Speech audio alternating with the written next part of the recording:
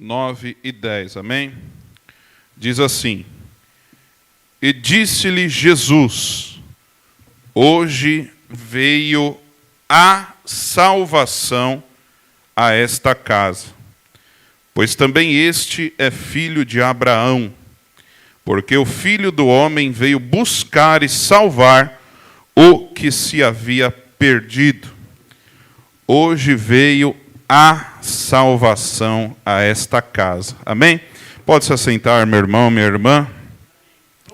Glória a Deus, louvado, né? Seja o santo e bendito nome de Jesus, pela oportunidade que o Senhor nos dá, né? Estarmos reunidos aqui na presença do Senhor para bendizermos ao nome do Senhor. E na última semana, no último culto, né, amados irmãos, da nossa campanha, Clamor por Almas, nós falamos de 4 sentidos, né, da salvação.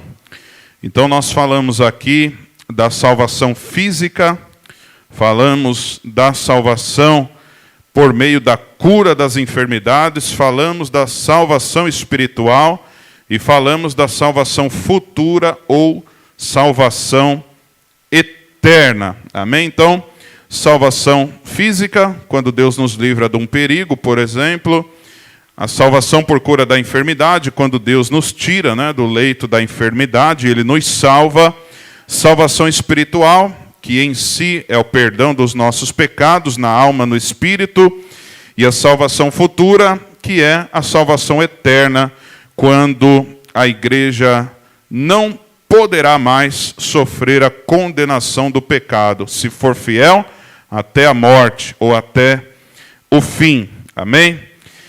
E essa palavra, amados irmãos, salvação, né, já que a nossa campanha está nesse contexto, né, clamor pelas almas no sentido de salvação, né, aí das almas, ela tem muitos significados, né, principalmente no Antigo Testamento. Muitos dos profetas, muitos dos escritores da Bíblia Sagrada ou de outros livros também, né, dos próprios apócrifos também.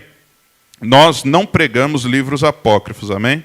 Eles não são como considerados inspirados pelo Espírito Santo. Mas o que eu estou dizendo aqui é que muitos registros do Antigo Testamento com relação à salvação se utilizavam várias palavras, né?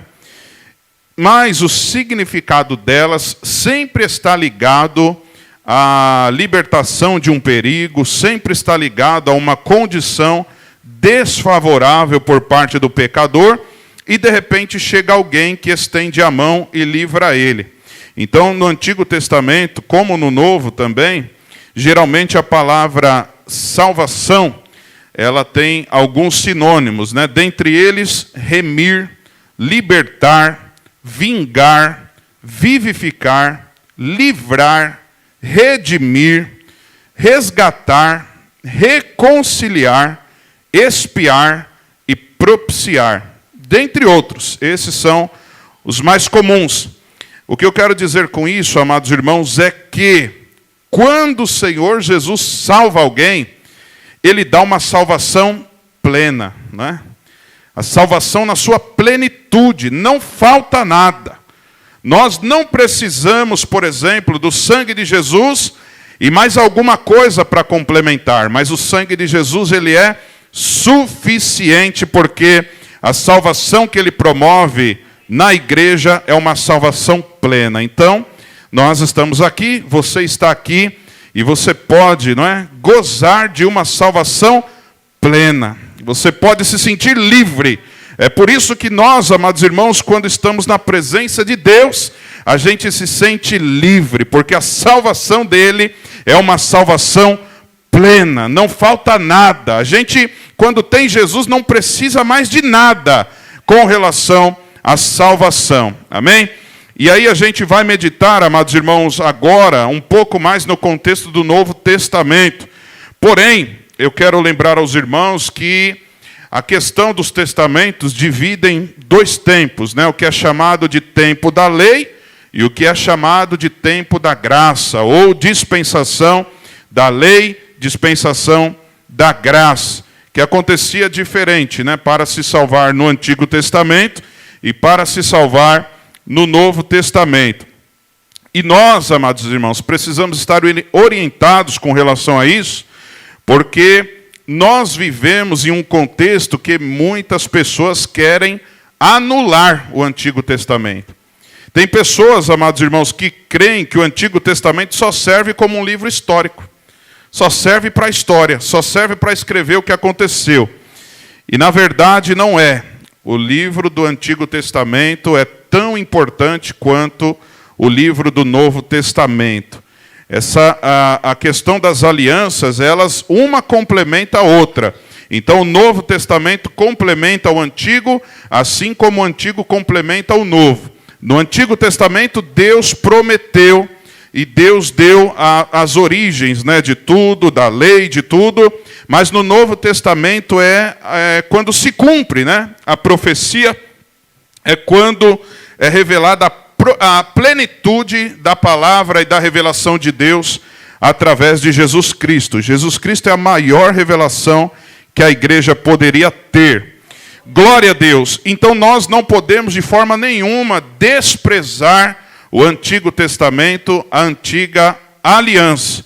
Mas nós temos, amados irmãos, que crer que toda a Bíblia Sagrada é a palavra de Deus. Amém?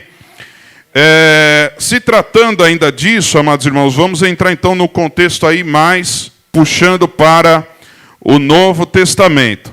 Primeiro ponto, né, do Novo Testamento com relação à salvação é a gente entender que a salvação só pode ser por meio de Jesus Cristo. Não há outro, não tem outro caminho, não tem outra forma, não tem outro jeito, não tem nenhum sangue, não tem nenhuma pessoa, não tem nenhuma divindade criada por homem ou não, inventada na mitologia ou não. Nem a mitologia consegue inventar um Salvador.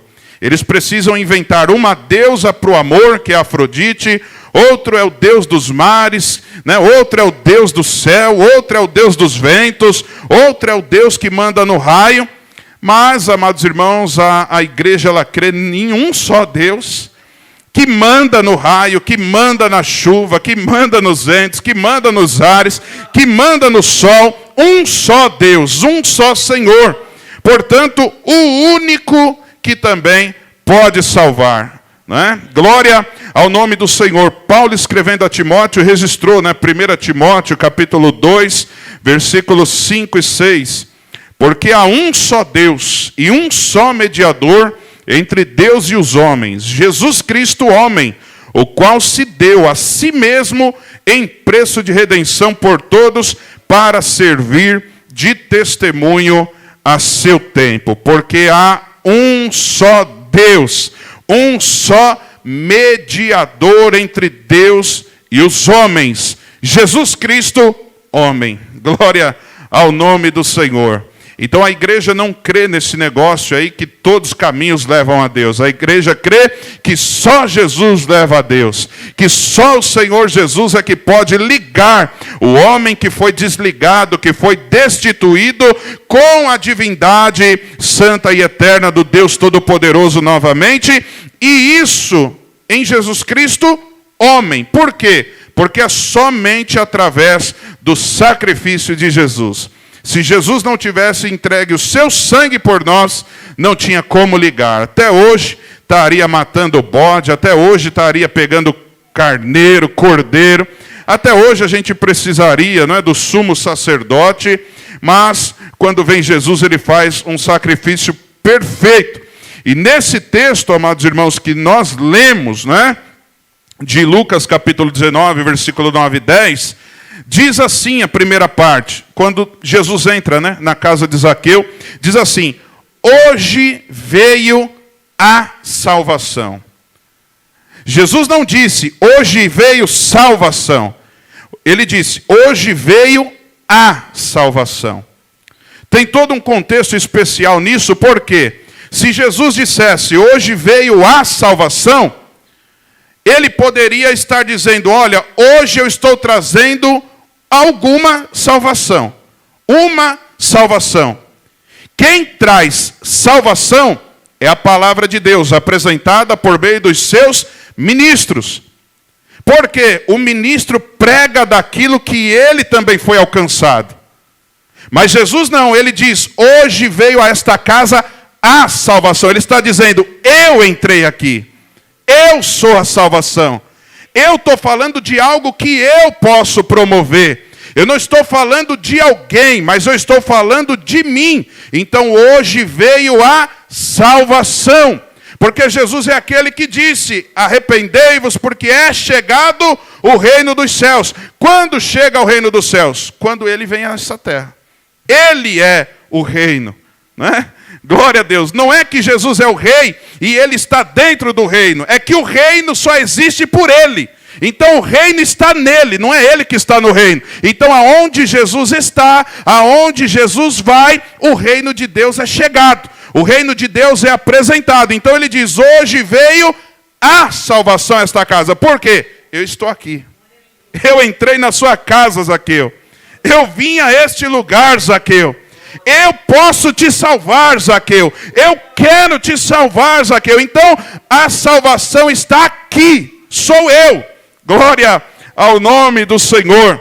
Jesus, ele fala do que é propriamente seu. Isaías no capítulo 61, Lucas capítulo 14 diz, e o Espírito do Senhor Jeová está sobre mim, porque ele me ungiu para pregar boas novas aos mansos, enviou-me a restaurar os contritos de coração, a proclamar liberdade aos cativos, a abertura de prisão aos presos, a pregoar o ano aceitável do Senhor e o dia da vingança do nosso Deus, consolar a todos os tristes, ordenar acerca dos tristes de Sião, que lhes dê ornamento por cinza, óleo de gozo por tristeza, veste de louvor por espírito angustiado, a fim de que se chamem árvores de justiça, plantação do Senhor, para que ele seja glorificado. Jesus está dizendo, eu, onde estou, posso trazer alegria no lugar da tristeza. Onde eu estou, eu posso trazer audição ao que não ouve. Aonde eu estou, eu posso fazer o mudo falar. Aonde eu entro, Zaqueu, eu posso tirar a veste de tristeza, tirar o espírito angustiado e trazer um novo ornamento, uma nova veste. Eu tenho esse poder, Zaqueu, e hoje essa proposta está diante de você. Então veio a salvação. Quando Jesus diz, hoje veio a salvação, ele está dizendo, não tem outra. Não é uma salvação. Não é um modelo de salvação. É a única. É a única que existe. É a única que pode verdadeiramente salvar. Se o Filho vos libertar, verdadeiramente sereis livres. O que Jesus está dizendo para nós, amados irmãos, é que enquanto a gente estiver na palavra e na presença dele, ele não vai mudar de salvação, ele vai gerar a mesma salvação, a única salvação, o único caminho é o que você vai levar aos oprimidos, é o que você vai apresentar aos tristes que estão por aí. Glória ao nome do Senhor. E aqui, amados irmãos, a salvação, ela é oferecida ao pecador pela proposta de Jesus. E na salvação, existem pelo menos 4 aspectos que eu anotei aqui, que são continuados pelos apóstolos. Ou seja, a igreja não pode inventar um novo evangelho. A igreja não pode inventar uma nova palavra. A igreja não pode inventar uma nova salvação. Tem alguns aí que estão inventando isso daí, né? Olha, vem aqui porque vai ter o congresso do milagre, vai ter o congresso do sucesso. Olha, vem aqui que se Deus não fizer, eu rasgo a Bíblia, eu mudo de nome. Essa é uma invenção do que é a salvação. Mas a igreja verdadeira continua pregando a mesma salvação que chegou lá em Zaqueu. A mesma salvação que chegou em Jerusalém. A mesma salvação que estava lá na Judéia, na Samaria e que veio até os confins da terra. A única que existe. Glória ao nome do Senhor. A igreja não precisa inventar. A igreja só precisa continuar da forma que Jesus ensinou. É por isso que muitos, amados irmãos, estão se perdendo. Porque hoje em dia tem muito tipo de salvação. Hoje em dia tem muita proposta sendo apresentada. Imagine que a gente está falando de um evangelho de renúncia e tem alguém pregando e dizendo, olha, não precisa renunciar a tudo isso, mas você vai ser salvo também. Já tem, amados irmãos, quem vende a salvação. Tem um lá nos Estados Unidos, né? Tem um lá nos Estados Unidos que ele vende. Você todo ano é como um seguro. Você paga lá todo ano para você ser salvo. Isso não é evangelho. Isso não pode salvar. Mas a igreja continua como Jesus ensinou. Então, olha como os apóstolos continuavam. Em Atos, no capítulo 3, versículo 19 e 20. Arrependei-vos, pois, e convertei-vos, para que sejam apagados os vossos pecados, e venham assim os tempos de refrigério pela presença do Senhor. E envie ele a Jesus Cristo, que já dantes vos foi pregado. O que eles estão dizendo? Tem 4 aspectos aqui no texto. Arrepender, arrependimento. Converter, conversão. Ser apagados os vossos pecados, perdão de pecado. E envie ele a Jesus Cristo, e o refrigério venha pela presença dele. Entrada no reino dos céus, que é o Senhor Jesus. 4 aspectos que não podem ser alterados, que não podem ser manipulados. A pessoa que você está evangelizando precisa aprender esses 4 aspectos da palavra de Deus. Precisa se arrepender, precisa se converter, precisa do perdão e precisa entrar no reino e viver nesse reino. Tem alguns que sentem remorso, não adianta. Tem alguns que não recebem perdão porque não se arrependeram, não adianta. Pode fazer os outros 3, mas se faltar em um, não vive uma vida plena com o Senhor. Aí tem pessoas que se arrependeram, que foram perdoados, mas não se converteu, não adianta. Até começou uma conversão, mas não vive o reino, só vive o reino quando está dentro da igreja, não adianta. Não pode ser alterado, não pode ser pulado nenhum desses aspectos. Glória a Deus. E hoje, amados irmãos, eu quero, com a graça de Deus, tem mais 27 minutos, falar somente do arrependimento. Porque alguém quer facilitar o evangelho. Alguém quer dizer assim, olha, é só se arrepender. Pois é, e como é que só se arrepende? O que é o verdadeiro arrependimento? O que o arrependimento promovido pela palavra de Deus gera na vida daquele que precisa se arrepender, ou na vida daquele que era para ter se arrependido. Então hoje eu vou falar só do arrependimento aqui, amém? Glória a Deus. Depois nós vamos falar do perdão de pecado, conversão e entrada no reino. Arrependimento, amados irmãos, é ensinado por quem? Pelo próprio Senhor Jesus. A igreja só reproduz o que ele ensinou. Mateus capítulo 4, versículo 17. Você vai ver que não é tão fácil se arrepender, né? Mateus capítulo 4, versículo 17. Diz assim a palavra de Deus. Desde então começou Jesus. Aí não é o pastor Leandro, né? Não é o pregador tal, não é o voz de trovão, não é o raio. É o próprio reino dizendo, para entrar aqui, arrependei-vos, porque é chegado o reino dos céus. Uma pessoa que ela vive no reino, não tem como ela não se arrepender. Uma pessoa que quando o reino do céu chega perto dela e ela não se arrepende, no mínimo ela continua cega. No mínimo ela continua falhando, errando e às vezes até achando que está certo. Às vezes até achando que está correto. Está cheio de pessoas autossuficientes dizendo, eu sou certo, eu não estou errado, comigo é assim. Talvez é Jesus dizendo, então você não está no reino. Porque no reino não tem ninguém grande. No reino não tem ninguém bom. A não ser o dono do reino. No reino não tem ninguém que se acha. No reino não tem ninguém que acha que ele é melhor. No reino é todo mundo no mesmo patamar dizendo, se o reino chegou, eu tenho que me arrepender. Então no reino, todo mundo que está no reino tem uma conclusão. Como eu me arrependo do que eu fiz. Como eu me arrependo de não ter vindo antes. Como eu me arrependo da vida que eu levava. Como eu me arrependo dos meus pecados. Como eu me arrependo das minhas infâmias. Como eu me arrependo das minhas mentiras. Como eu me arrependo do dia de ontem. Como eu me arrependo hoje por não ter dedicado mais tempo ao Senhor. No reino tem todo mundo, todas as pessoas do reino estão arrependidas. Jesus ensinou. Começou a pregar e a dizer, arrependei-vos porque é chegado o reino dos céus. Arrependimento, amados irmãos, para o Evangelho é um dos pontos centrais. Não tem como não se arrepender. Glória a Deus. E o Senhor Jesus sempre deixou claro isso.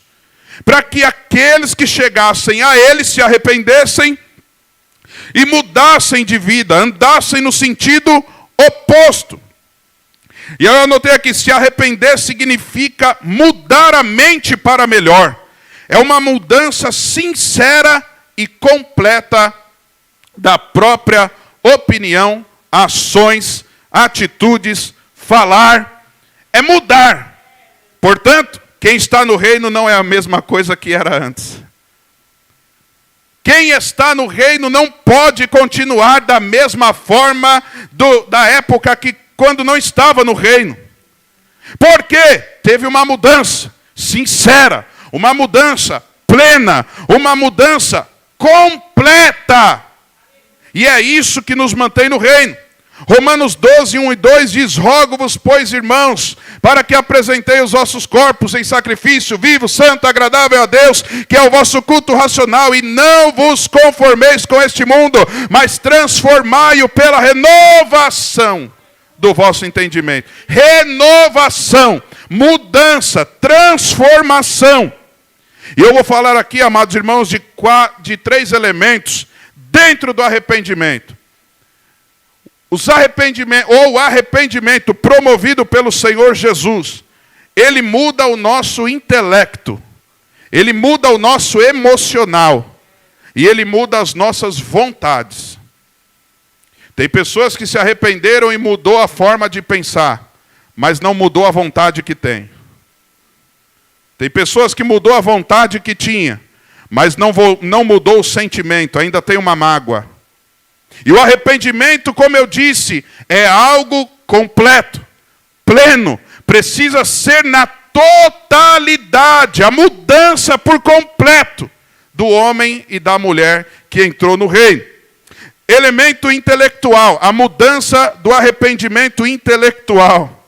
Eu anotei aqui que o próprio nome já fala, né? É o arrependimento na forma de pensar, na forma de raciocinar. É um arrependimento promovido pela presença de Jesus Cristo, que muda a mente do pecador.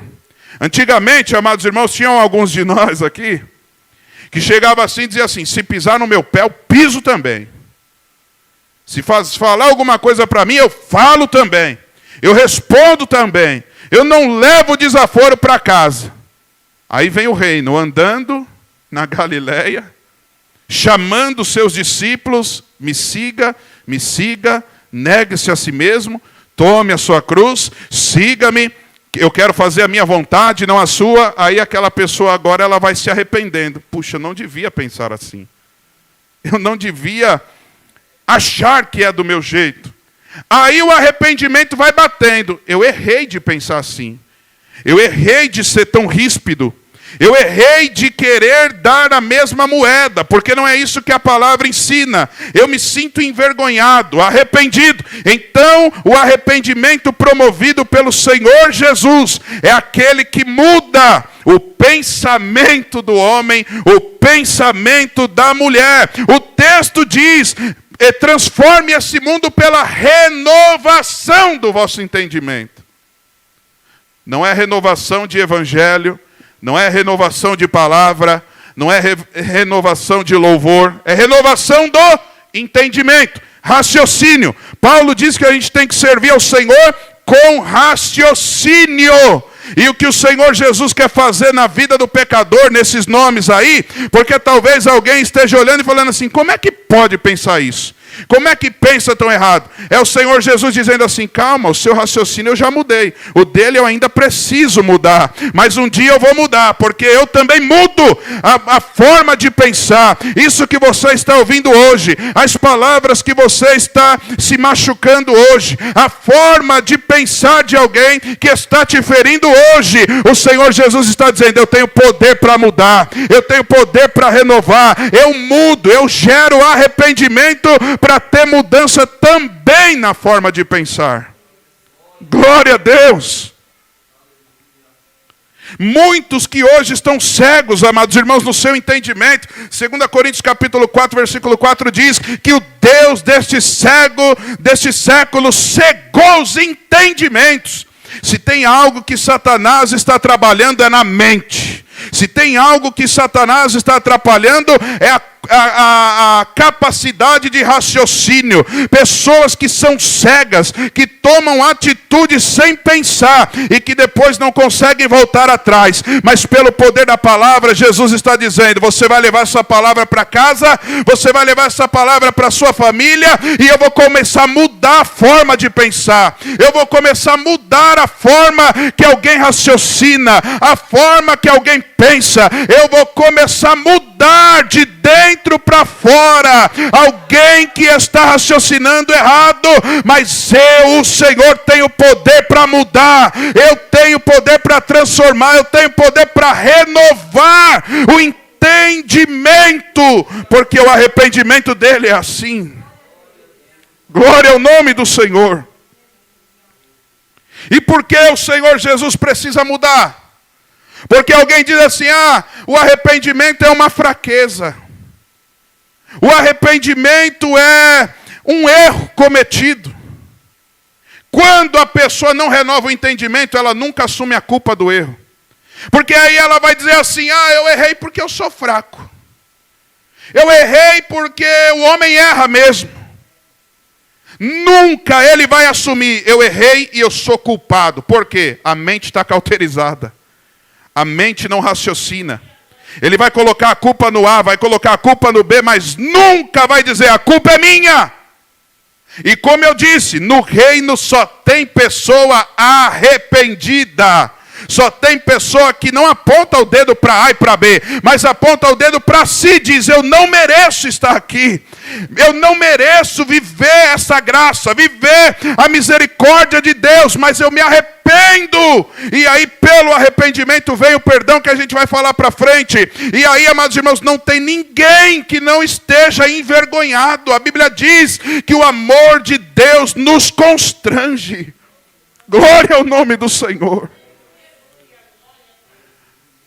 O amor de Deus, quando a gente sente o amor de Deus, a gente olha para nós e fala, quem sou eu para merecer esse amor, para merecer essa graça? Eu não mereço, Senhor, mas Ele decide ainda assim nos abraçar. A gente está arrependido, a gente mudou a forma de pensar. A gente ainda peca, mas a gente já pensa diferente. O Evangelho tem este poder de mudar a mente humana. Glória a Deus. Isaías, amados irmãos, quando ele recebe a revelação de Deus, ele olha e vê o trono de Deus, o séquito que enchia o templo, aí ele logo se arrepende. Ai de mim, que estou no meio de um povo de impuros lábios. Eu tenho impuros lábios. Ele está dizendo, a culpa é minha. Mas você é profeta, Isaías. Pois é, mas eu ainda sou culpado. Ai de mim que vou perecendo, porque meus olhos viram o rei. Quem vê o rei se arrepende. Quem vê o rei se sente culpado. Quem vê o rei se sente imerecedor.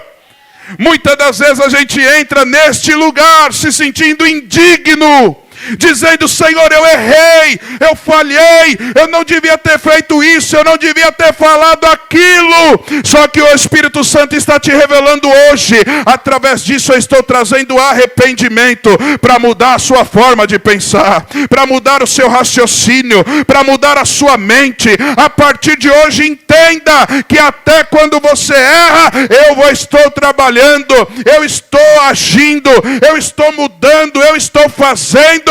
Então, amados irmãos, isso serve para duas coisas: para nós e para aqueles que a gente olha e fala assim: não tem jeito. Aí o Senhor Jesus te pergunta: será que não tem jeito?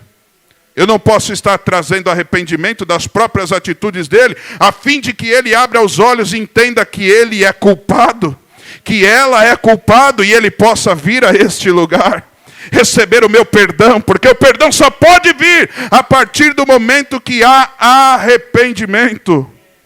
Glória ao nome do Senhor. O filho pródigo, amados irmãos, se sentiu culpado.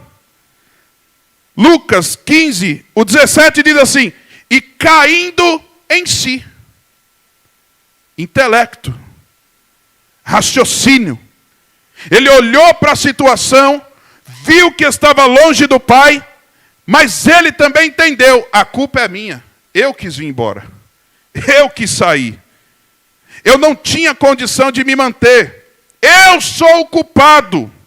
Aí Jesus trabalhou. Aí o Senhor trabalhou, mudou a capacidade de raciocínio dele, e aí ele falou assim: não, então agora eu vou pensar diferente. Quer saber de uma coisa? Eu vou me levantar e vou ir ter com meu pai. Olha o raciocínio: eu direi a ele para que ele me faça somente como um dos trabalhadores dele. Ele foi planejando o que ele ia fazer, porque Deus estava mudando o raciocínio dele. Através do quê? Arrependimento. Errou, falhou, se achou culpado, mas não ficou naquela situação. Decidiu mudar e pensou diferente pela graça e pela misericórdia do Senhor. Glória ao nome do Senhor. Uma pessoa que não se sente culpada, ela não tem atitude. Uma pessoa que não se sente culpada, ela não quer se humilhar. Uma pessoa que não se sente culpada, ela não quer corrigir o erro dela. Não é assim, amados irmãos. Às vezes a gente falha, a gente erra. Vamos dizer um exemplo: a gente responde mal algum, daqui a pouco vai batendo aquele arrependimento, aí você fala assim: não, eu preciso pedir perdão. Eu preciso pedir desculpa, porque de alguma forma você quer reparar o estrago que você causou. E quem não se sente culpado nunca vai fazer isso, porque ele vai achar que ele está certo. Mas o Senhor, ele é perito em apontar o dedo na nossa cara e dizer: o erro é seu, hein? A culpa é sua, hein? Olha, Leandro, você é pastor, mas a culpa é sua, hein? Você é falho, hein, Leandro? Você errou, hein, Leandro? Aí vem o Espírito Santo e vai batendo, vai entrando no nosso coração e dizendo: muda a sua forma de pensar, Leandro. Muda o seu raciocínio, Leandro. Veja pela minha palavra. A minha palavra vai te dar saúde, ela vai te dar inteligência espiritual, é o que Paulo fala, para que a gente receba inteligência espiritual. Quando ele vai fazer a pregação da palavra, cumprir o ministério, ele diz: eu não vou com palavras de persuasão ou de sabedoria humana, porque ele tinha inteligência espiritual. Glória a Deus. O segundo elemento aqui é o elemento emocional. Jesus muda o nosso sentimento. O arrependimento faz mudar o sentimento também. Aqui, amados irmãos, eu anotei que o Senhor Jesus, conforme Isaías 61, verso 3, diz assim: a ordenar acerca dos tristes de Sião, que se lhes dê ornamento por cinza, óleo de gozo por tristeza, veste de louvor por espírito angustiado, a fim de que se chamem árvores de justiça, plantação do Senhor, para que ele seja glorificado. O arrependimento nos faz mudar da tristeza para a alegria. Lá no mundo a gente achava que a gente era feliz. A gente achava que tinha tudo. Só que aí o Espírito Santo vem trabalhando. O Espírito Santo vem apontando para nós e dizendo: essa vida aí não serve para você. Essa caminhada aí não serve para você. Aí a gente chegou a uma conclusão: do jeito que está não dá para ficar. Eu cansei. Não tem muitos que dizem isso aí. Eu cansei daquela vida. Eu cansei do jeito que eu estava indo. Aí o Espírito Santo te revela a verdade. Aí você fica triste. Já percebeu que a pessoa, quando ela está no ato do pecado, ela está se sentindo forte, ela está se sentindo livre. Aí depois que ela peca, ela fala: eu não devia ter feito. Porque aí cai a venda dos olhos e ele vê a desgraça que ele está envolvido. E aí ele se entristece. Aí o Espírito Santo vem: se arrependa. Se arrependa. Aí vem Jesus e fala assim: olha, ele está arrependido. Eu vou tirar essa veste de tristeza e vou colocar uma veste de alegria. O salmista diz: Senhor, torna-me a dar a alegria da tua salvação. Glória ao nome do Senhor. Aí a gente reconhece que a gente está preso, fica triste. Aí vem o salmista e diz: e quando nós saímos do cativeiro, nós estávamos tão alegres que parecia que a gente estava sonhando. O laço quebrou, a nossa alma escapou e agora a gente é feliz. Agora a gente é alegre. Agora aquela tristeza acabou, aquela angústia acabou. O arrependimento traz alegria. O arrependimento muda o sentimento. A gente passa a valorizar o que realmente tem valor. Às vezes, quando a gente está no mundo, a gente valoriza mais as amizades do que a família. Às vezes, quando a gente está no mundo longe de Deus, a gente valoriza mais quem está fora do que quem está dentro de casa. Mas é na hora da dor que a gente vê que os amigos vão embora e os de casa ficam. A gente se envergonha, se sente entristecido. Mas na questão da salvação e do arrependimento, o pai do filho pródigo continuava com os braços abertos. Apesar dele estar raciocinando, ele está triste. Porque ele chega e fala: e agora, meu pai vai aceitar ou não vai? Meu pai vai me assumir ou não vai? Ou meu pai vai dizer: você foi embora porque quis. Eu vou tentar, mas eu não sei o que vai acontecer. E eu creio que ele chegou muito triste, sem nem querer levantar a cabeça, sem nem querer olhar muito no olho do pai, pela vergonha. Mas daqui a pouco o pai sai correndo, beija o pescoço dele. Era Deus dizendo: filho, você se arrependeu, e agora eu vou tirar essa roupa suja, vou colocar uma roupa limpa. Eu vou tirar essa angústia, eu vou tirar essa tristeza, e vou colocar alegria, e vou colocar graça, e vou te dar mais do que você imagina, porque você se arrependeu. Eu mudei o teu sentimento. Glória a Deus. Aí qual pergunta? Qual era o filho que mais amava? O que errou, se arrependeu e foi perdoado, ou o que nunca saiu de casa, mas que está com ciúme do irmão?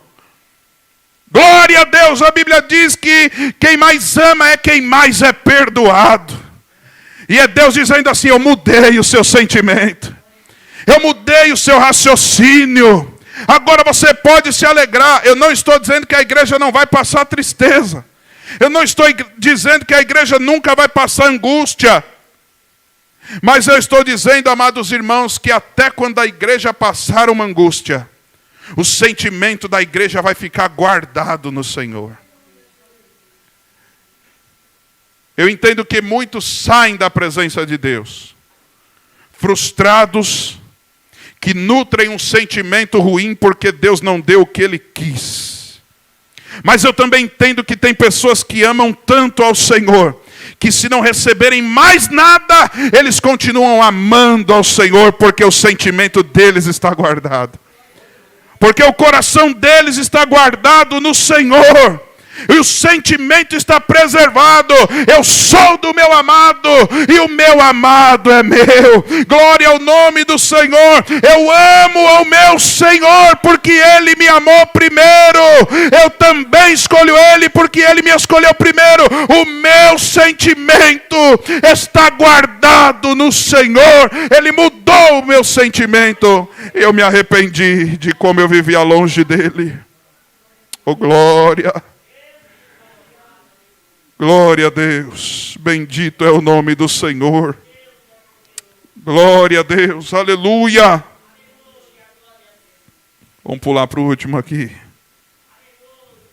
O último é o elemento volitivo, ou a vontade. Deus muda a vontade. Muda ou não muda? Eu não sei aqui, mas eu conheço vários aí, né? Testemunhos.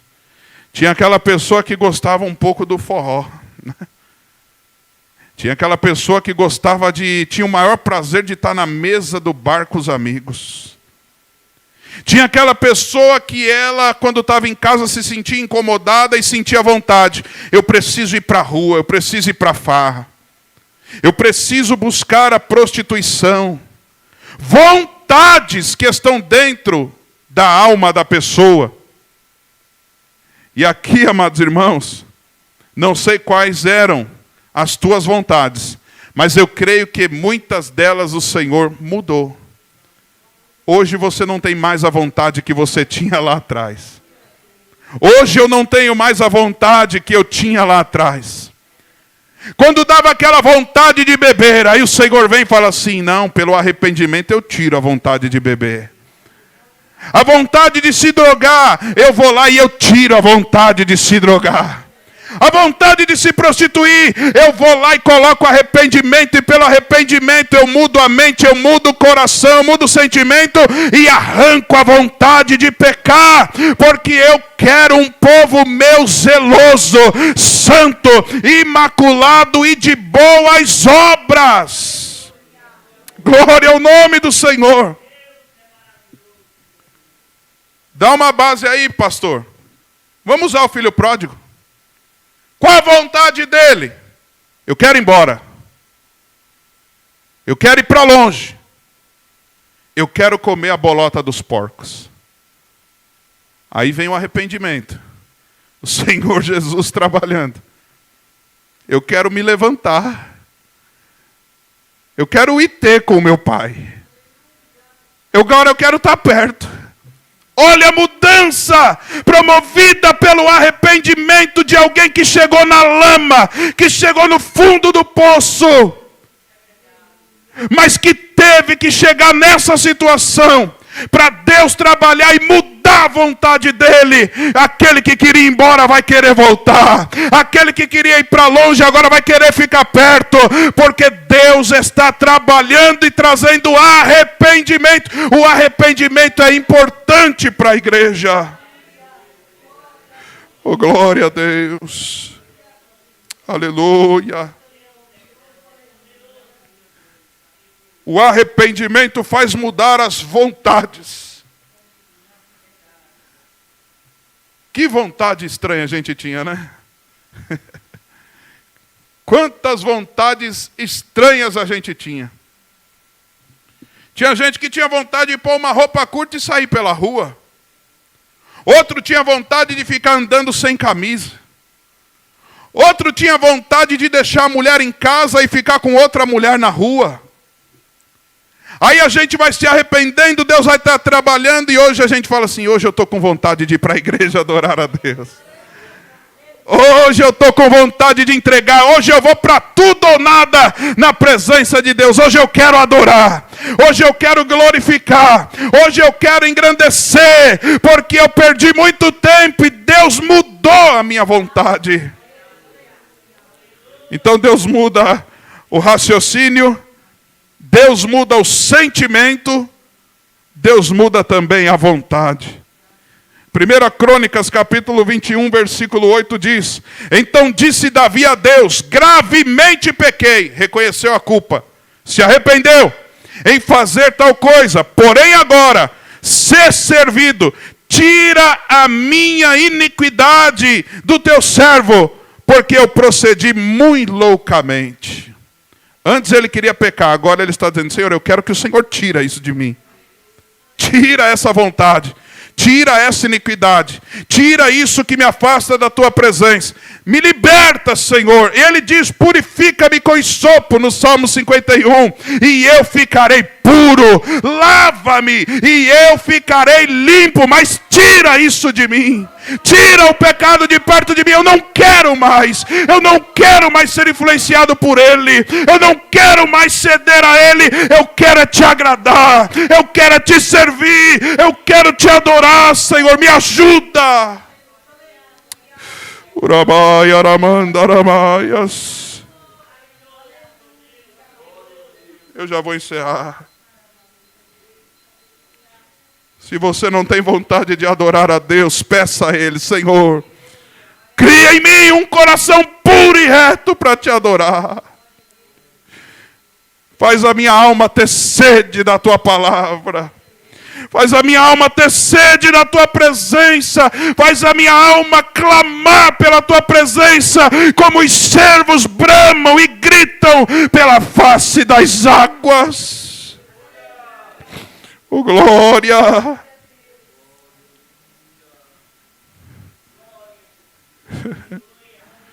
Aí vem a consequência da obra de Deus. Promove mais 3 coisas naquele que se arrependeu. Primeiro, ele passa a confessar o pecado. Depois ele passa a abandonar o pecado. E ele retorna para Deus. Você crê que o nome que você colocou ali, o Senhor vai fazer isso aí? Vai ter confissão de pecado. E não vai ser para o padre, não. Não vai ser na salinha do padre, não. Vai ser direto para aquele que tem poder para perdoar. Vai ser para Jesus. Ele vai confessar o pecado e dizer: eu pequei, eu errei. Mas não vai ficar só nisso. Ele vai dizer: eu quero abandonar o pecado. Eu não quero mais isso para mim. Eu não quero mais essa vida. E no final ele vai dizer: eu quero retornar para Deus. Eu quero ligar de novo com Deus. Eu quero servir de novo a Deus. Estou arrependido. Se coloque de pé, meu irmão, minha irmã. Só para que a gente tenha as referências bíblicas para isso. Confessar o pecado. Salmo 38, 18. Porque eu confessarei a minha iniquidade. Afligir-me-ei por causa do meu pecado. O salmista está dizendo: eu não quero, eu não consigo mais guardar para mim. Eu preciso colocar isso para fora. Como que faz? Cheio do Espírito Santo. Porque aquilo que o Espírito Santo enche, o pecado extravasa e vai embora. Ou você está cheio do Espírito Santo, ou você está cheio de outra coisa. O Espírito Santo não divide a casa com ninguém. Quando ele entra, ele diz: confessa, confessa, confessa, confessa o teu erro, sente a sua culpa. Tiago vai dizer: senti as vossas misérias. Aí ele abandona o pecado. Provérbios 28, 13. O que encobre as suas transgressões nunca prosperará, mas os que as confessa e deixa alcançará a misericórdia. E retorna para Deus. Isaías 55, 7. Deixe o ímpio seu caminho, e o homem maligno seus pensamentos, e se converta ao Senhor, que se compadecerá dele. Torne para o nosso Deus, porque grandioso é em perdoar. Aí na internet, se você está afastado dos caminhos do Senhor, torne ao Senhor o nosso Deus, porque Ele é grandioso em perdoar. Ele tem perdão para você. Basta você se arrepender. Agora sim, basta você se arrepender, mudando o seu pensamento, mudando o seu sentimento, mudando, aleluia, sua vontade e voltando para o Senhor. Glória a Deus.